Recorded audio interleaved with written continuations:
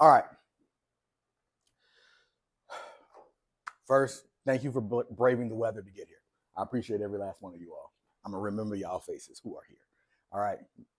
This type of stuff works very well with me. All right. So today, if you've been paying attention in your modules, you see that there are a few different things that we were supposed to be going over today, stuff about the library, some library resources, different things of that nature, and that's all fine and dandy. However, I find that this particular piece of information is probably a little bit more important than what was set up as far as the library goes. So you need to wait. Okay. Oh, you drew on your hand? We'll wash them later. Okay. So I want to go over this because this information will directly affect, you knowing this information will directly affect how you proceed through the next 4 years. And basically what this is me trying to help you get out in 4. Y'all get what I'm saying? This is me trying to help you get out in 4. So it's called setting academic goals.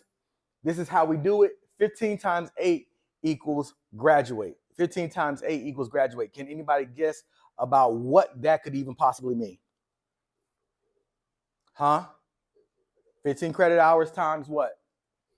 8 semesters equals graduate, which is literally the minimum amount of credit hours, and you'll see how we get this done in different ways that you would need to get out of here in 4. Now, mind you, too, when it talks about 15 times 8 equals graduate, that is basically them saying you passed the class once. This ain't retaking courses. This isn't failing and having to take and retake courses. This is you passing all your classes the first time around. Y'all got me? All right.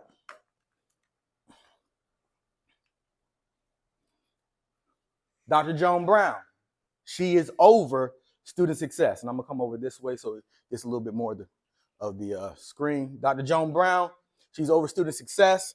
Okay. She has literally all the experience. Comes from Howard University. You can see that she has a BA in social work, a master's in clinical psychology, and a PhD in personality psychology, right? And she's been in this game over 20 years, developing career development, student success, and retention, social services, right? So she's dedicated to this. She really is a great woman. If you ever have a chance to introduce yourself to her, please introduce yourself to her. Please do. Student success retention team, okay? Now, the reason why this is significant is because just about everyone was registered by these people. Now, there's been some changes thus far, and we're not going to just kind of stick here, but if you were under Miss Pulliam, Miss Pulliam is no longer the success coach for these particular majors right here, okay? Sit right here. Have a seat. Oh, okay, that's what I thought. So she has moved on to become faculty in the music department. Dr. King, I think he's moved on as the one who does, what's the word? Transfers. He's working with people who are transferring in. Okay. Dr. Thompson, if you're in education, Dr.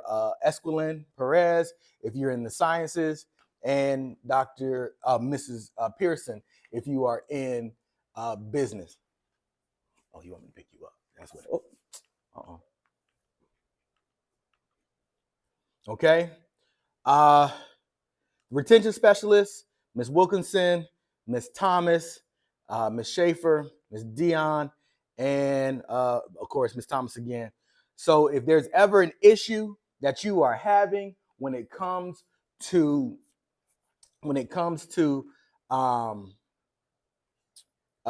like classes, stuff that ain't working right, you can either see your success coaches, or you can go straight to Ms. Wilkinson and they can help you get whatever is situated or whatever is wrong right. Y'all got me? Okay. I'm trying to fly through this. All right. What is the role of the success coach? Okay. Academic advisor.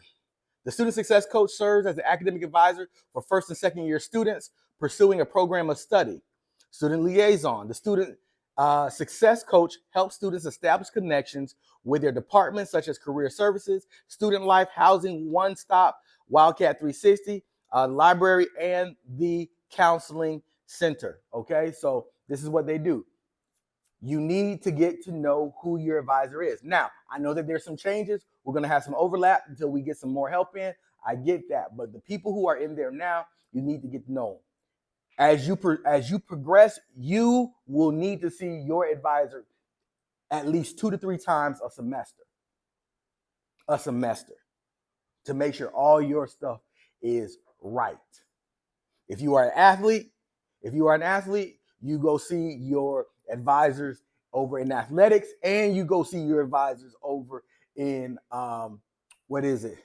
The little house next to the gym. I can't even think of the name of it right now. The Judson McPhillips building. Okay? Always make it a habit that you go see these people. Because what you don't understand is this. They're the ones who will help you stay on track to make sure that you get up out of here in time. They will go over your schedules with you to make sure that you don't put anything crazy that don't go towards graduation. Because when it's all said and done, and we're going to talk about this, if it ain't on your vertical curriculum, it ain't getting paid for. But there's ways around it, the way Bethune-Cookman does their tuition. And we're going to talk about that. All right, Wildcat 360 wheel, y'all see it? You see how it goes? Academic advising, come down freshman and sophomore seminar, tutoring services, honors and scholar development. Have a seat right here for me. Thank you. International transfer services, all the stuff that they take care of. On-time graduation, post-grad support, new student orientation, and it circles back around. The wheel of success. 15 times 8 equals graduate. Basically, we said it earlier today. Take and pass 15 credit hours each semester, and you will graduate in 4 years. Maintain GPA maintenance and recovery. Keep your GPA higher than a what? Recover your GPA if it falls below a what? Listen, let me tell you something. And we're going to get into it. It is harder to recover the GPA versus maintaining it. It is harder. So the best thing for you to do is to come out the gate, pass everything with good grades. That way you ain't got to worry about it. Because once you fall below this mark right here, it's a beast trying to recover it. Those people who were teetering on that 2.0, what they would call high-risk students. High risk means your financial aid was about to be taken away. You was about to get kicked out of school because you couldn't pay for school. They would send them to me to expedite them out to get them graduated. You don't want to be here. You don't want to be here. Oh, that's why he's not doing it. Excuse me. Hi, I'm right here. Thank you.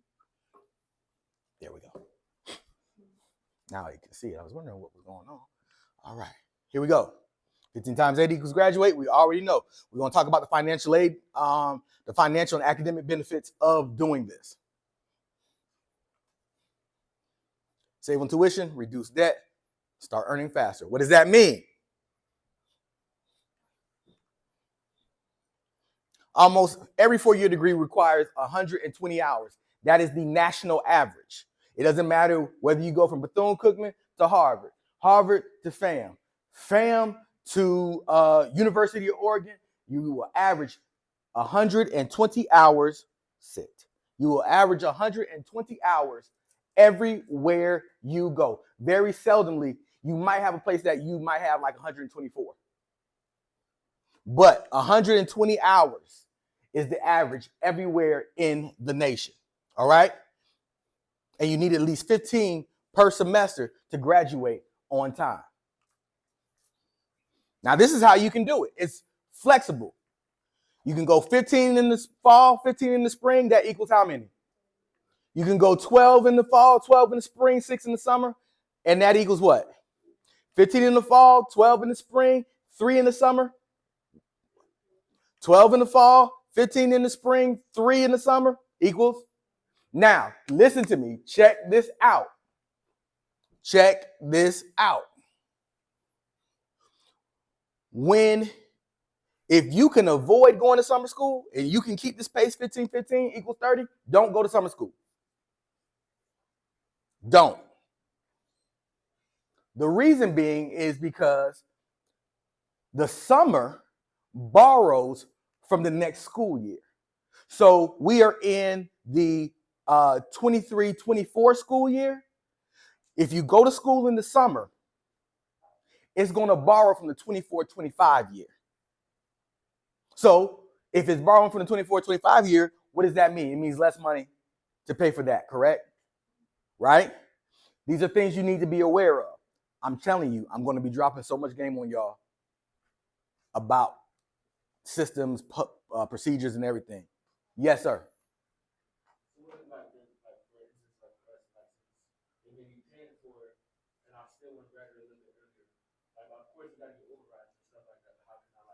I'm gonna help you out with that. If you want to go that route and graduating earlier, I know. Sit. Okay, I got you. We're gonna go over that. I'm gonna show you. I'm going to show you just as much as what I can show you on this, right? I'm gonna try to give you every type of scenario. Okay? Once you cross the finish line, you'll win by saving money by not paying extra tuition. Avoid taking on more debt. Start earning and working and earning faster. Increase your chances to make a higher GPA. Reduce the odds that you will drop out. When you come in as a freshman, you are at the absolute highest place of failure in college. Not because I think you're failures, but that is because that's what the numbers say. More than half of you, as far as the freshman class, may not be here at the end of the year. If you are first generation, your odds are even higher. But each year you complete, it gets significantly higher that you're going to finish. So once you get sophomore, significantly higher. Once you get junior, significantly higher. Senior, you're almost at 100% that you're going to graduate. You're like in the 80th percentile.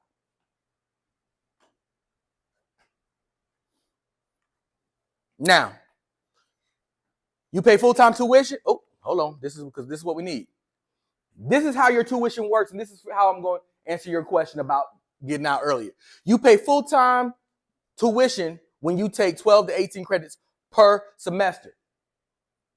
To be considered a full-time student, you must have 12 credit hours. Point blank, period. Bam. That's it. 12 credit hours. Y'all follow me? Now, this is the cool thing about Bethune-Cookman. Bethune-Cookman does this thing called block tuition, which means you pay the same for 12 credit hours as you would 18 credit hours. So once you hit 12, you're paying $12,595. If I want to go 15, I'll still pay $12,595. If I want to go 16, what am I going to pay? If I want to go 18, how much am I going to pay? $12,595. So that's how you can do it, right? 15 is just the minimum that you need in order to get out of 4. Now, you can take 18, but 18 is averaging at least 6 classes per semester. That can be a beast, right? So you have to be able to do what works best for you and the load that you know you can carry. You get what I'm saying? So you don't want to overextend yourself, but you want to at least try to do the minimum that keeps you on track to get you out of here in 4. You got me? Does everybody understand what I'm saying? Right? I'm answering his question, but I'm talking to everybody. Everybody got me? Y'all soaking it in? All right.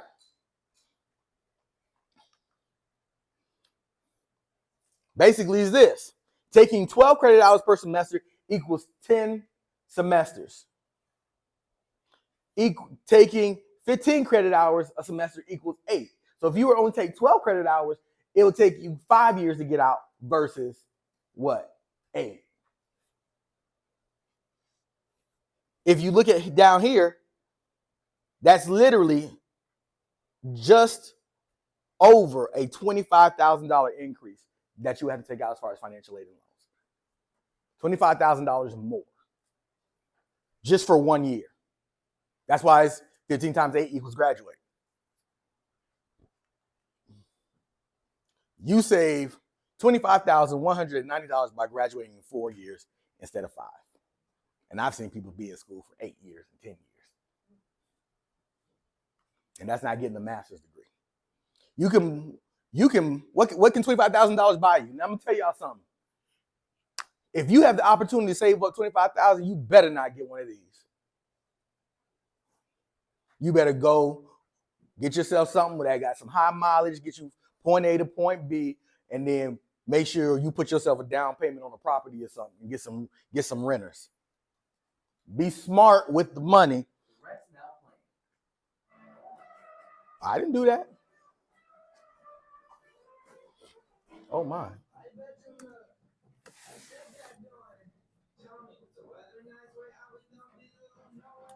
Oh my.